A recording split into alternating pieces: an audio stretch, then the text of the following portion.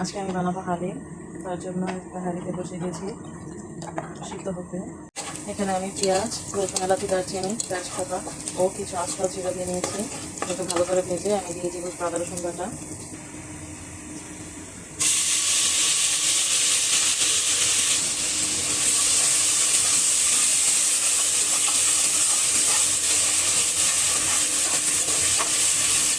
আদা রসুনটা ভালো করে ভেজে নেব।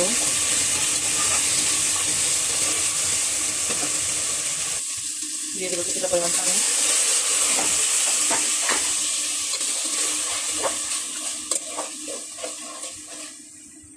দিয়ে দিব কিছুটা হলুদ গুঁড়া, কিছুটা মরিচ গুঁড়া দিয়ে এখন ভালো করে নেড়ে চেড়ে নেব।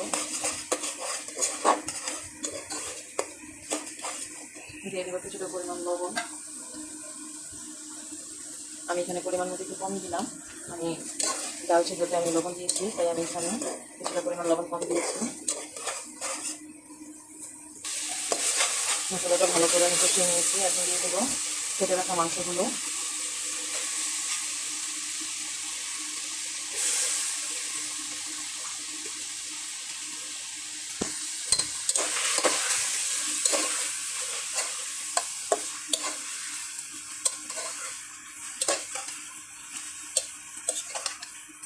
ভালো করে নেড়ে ছেড়ে নিলাম।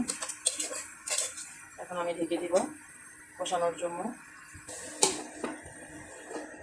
আমার মাংসগুলোতে পানি দেওয়া হয়ে গিয়েছে। এখন আমি দিয়ে দিব, পানিটা একটু শুকিয়ে আসলে এখন আমি দিয়ে দিব সেই আমার সিদ্ধ করা ডালগুলো।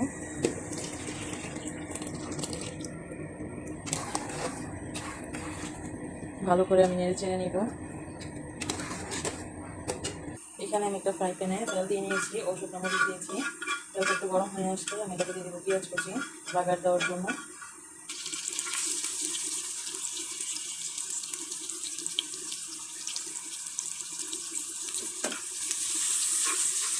এখন আমি পেঁয়াজগুলো লাল লাল করে ভেজে নেব। ভাজা হয়ে গেলে আমি এটা হালিমটা বাগার দিয়ে দেবো। এখানে আমার হালিমটাও ভালো ভেজে নিয়েছে। আর একটু পানিটা কমলে তারপরে আমি বাগারটা দিব।